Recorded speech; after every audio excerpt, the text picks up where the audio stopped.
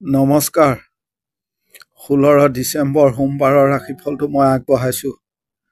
আহক আজি মিথুন ৰাশি আদ্যা নক্ষত্ৰ কৃষ্ণ পক্ষ প্ৰতিপদ তিথি শুক্ল যোগ চলিব।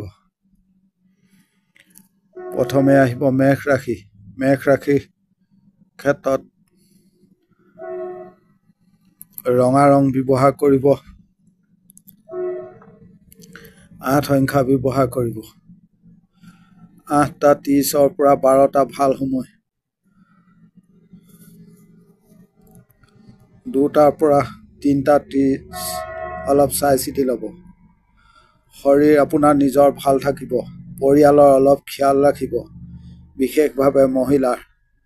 আপুনি দায়িত্ব লৈ কাম কাজ কৰিব, অফিচ কৰ্ম আদিত প্ৰব্লেম হ'ব পাৰে। সকলো দায়িত্ব আপোনাৰ গাত দিব।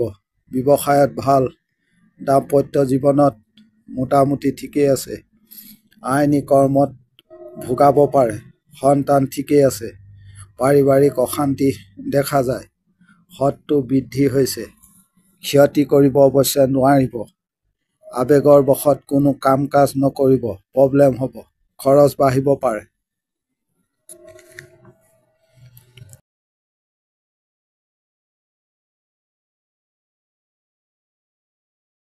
এতিয়া আহিব বৃষ ৰাশি।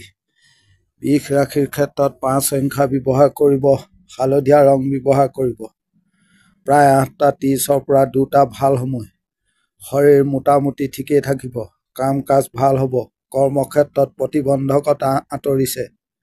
প্ৰেমত ভাল, দাম্পত্য জীৱনত ভাল নহয়। বিদ্যাৰ ক্ষেত্ৰত খিয়াল ৰাখিব। চাকৰি কৰ্ম আদিত ভালেই দেখা যায়।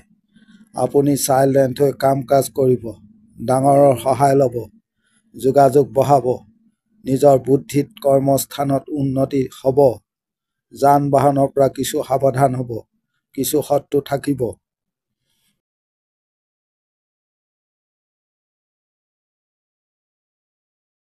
এতিয়া আহিব মিথুন ৰাশি। মিথুন ৰাশিৰ ক্ষেত্ৰত আকাশী ৰং ব্যৱহাৰ কৰিব, 5 সংখ্যা ব্যৱহাৰ কৰিব। প্ৰায় 9টাৰ পৰা 12টা ভাল সময়, 2টাৰ পৰা 3টা 30 অলপ চাই চিতি ল'ব। শৰীৰ মোটামুটি ঠিকেই থাকিব। অৰ্থৰ ক্ষেত্ৰত ভাল নহয়। কৰ্মক্ষেত্ৰত ষ্ট্ৰাগল কৰিব লাগিব। কাম কাজ ভবামতে নহ'ব। ব্যৱসায়ত ভালেই চলিব। আইন বিদ্যা আদিত ভাল। জ্ঞাতি শত্ৰু কমিব। আপুনি মানসিকভাৱে অস্থিৰতাত ভুগিছে। কোনো কাম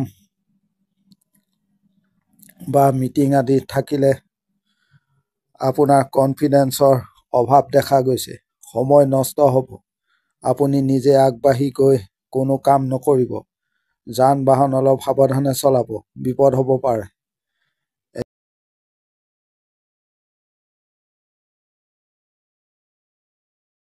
এতিয়া আহিব কৰ্কট ৰাশি। কৰ্কট ৰাশিৰ ক্ষেত্ৰত ৰঙা ৰং ব্যৱহাৰ কৰিব, 7 সংখ্যা ব্যৱহাৰ কৰিব। প্ৰায় 9টাৰ পৰা 12টা ভাল সময়, 2টাৰ পৰা 3টা চাই চিতি ল'ব। বহুত প্ৰেছাৰ আছে। কাম কাজত চাপ ৰৈছে। ভ্ৰমণত বৰ ভাল নহ'ব। চাকৰি ক্ষেত্ৰত ভাল, দাম্পত্য জীৱনত ভালেই। আইনী কৰ্ম থাকিলে ভাল ফল পাব। সন্তান ঠিকেই আছে। ডাঙৰৰ পৰা শত্ৰুতা দেখা যায়। খং ৰাগ এৰি চলিব। পিঠি আদিৰ কষ্ট হ'ব পাৰে, লক্ষ্য ৰাখক।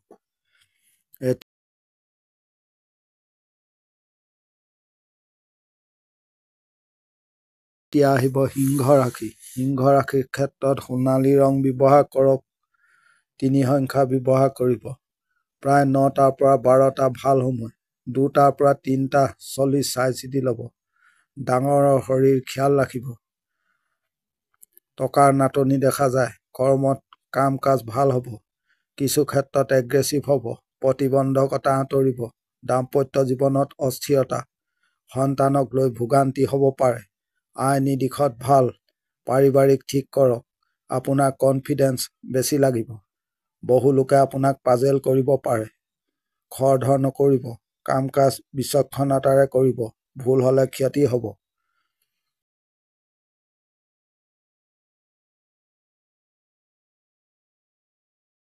এতিয়া আহিব কন্যা ৰাশি। কন্যা ৰাশিৰ ক্ষেত্ৰত সোণালী ৰং ব্যৱহাৰ কৰিব, 8 সংখ্যা ব্যৱহাৰ কৰিব। 8টা 10ৰ পৰা 12টা ভাল সময়। 2টাৰ পৰা 3টা 40 চাই চিতি ল'ব। শৰীৰ মোটামুটি ভাল। মাতৃ শৰীৰ খিয়াল ৰাখিব। ভ্ৰমণত প্ৰব্লেম দিব। কৰ্মক্ষেত্ৰত কথা বতৰা ক'ব। ব্যৱসায় দিশত ভাল।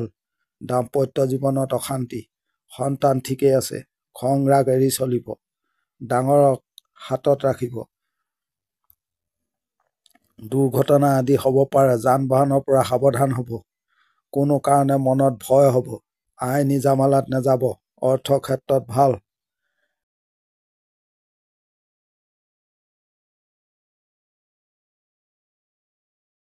এতিয়া আহিব তুলা ৰাশি।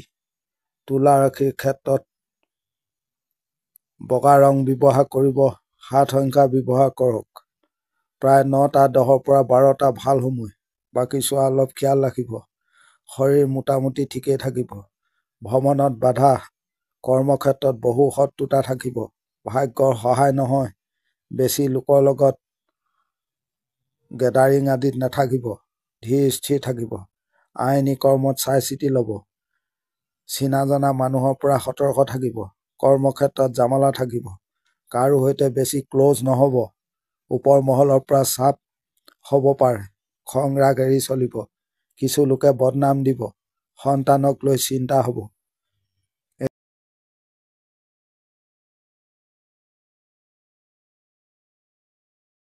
এতিয়া আহিব বৃশ্চিক ৰাশি।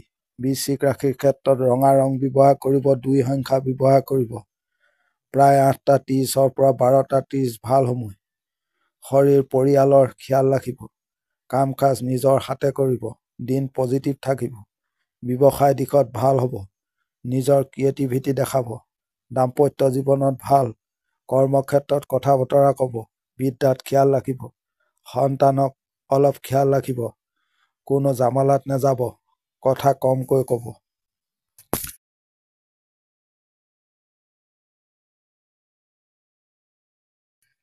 এতিয়া আহিব ধনু ৰাশি। ধনু ৰাশিৰ ক্ষেত্ৰত যিকোনো লাইট কালাৰ ব্যৱহাৰ কৰিব। ব্লেক কালাৰ এভইড কৰিব। 1 সংখ্যা ব্যৱহাৰ কৰিব। প্ৰায় 9টা 10ৰ পৰা 1টা 30 ভাল সময়। শৰীৰ মোটামুটি থাকিব। ভ্ৰমণ ভালেই হ'ব। কৰ্মক্ষেত্ৰত ধীৰ স্থিৰ থাকিব। খং ৰাগ এৰি চলিব। দাম্পত্য জীৱন বৰ ভাল নহয়। আনৰ মতে নচলিব। ডাঙৰৰ পৰা প্ৰব্লেম দেখা যায়। বিবাদ এৰি চলিব। সন্তানৰ শৰীৰ খিয়াল ৰাখিব।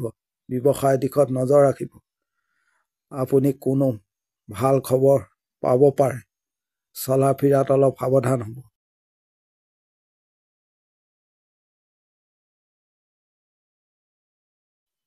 এতিয়া আহিব মকৰ ৰাশি।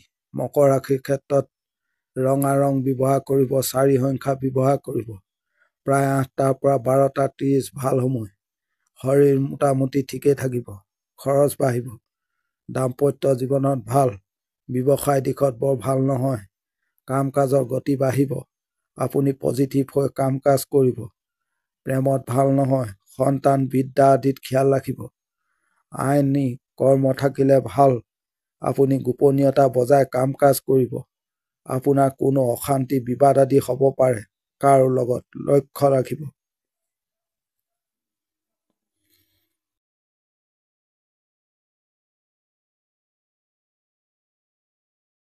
এতিয়া আহিব কুম্ভ ৰাশি। কুম্ভ ৰাশিৰ ক্ষেত্ৰত ক্ৰীম কালাৰ ব্যৱহাৰ কৰিব। 2 সংখ্যা ব্যৱহাৰ কৰিব। প্ৰায় 9টাৰ পৰা 12টা ভাল সময়।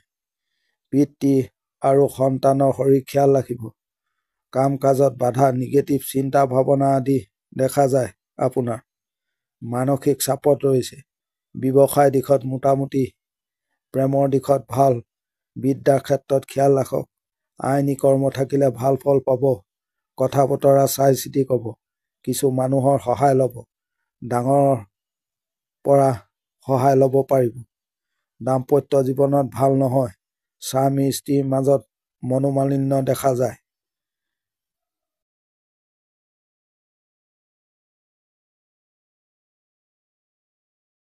এতিয়া আহিব মীন ৰাশি। মীন ৰাশিৰ ক্ষেত্ৰত 3 সংখ্যা ব্যৱহাৰ কৰিব। ৰঙা ৰং ব্যৱহাৰ কৰিব। প্ৰায় 9টাৰ পৰা 12টা 30 ভাল সময়। 2টাৰ পৰা 3টা 45 চাই চিতি ল'ব। শৰীৰ পৰিয়ালৰ খিয়াল ৰাখিব। ভ্ৰমণত ভাল, কৰ্মক্ষেত্ৰত চাপ ল'ব, এগ্ৰেছিভ হ'ব, কাম কাজ ভাল হ'ব, ব্যৱসায় দিশত ভাল, শত্ৰু দমন হ'ব, জ্ঞাতি শত্ৰু আছে, দাম্পত্য জীৱনত ভাল, সন্তানৰ দিশ অলপ খিয়াল ৰাখিব। আপুনি স্মাৰ্ট হ'ব, কথা বতৰা ক'ব, দায়িত্ব ল'ব, বেছি মানুহৰ লগত নাথাকিব, গেডাৰিং এভইড কৰিব।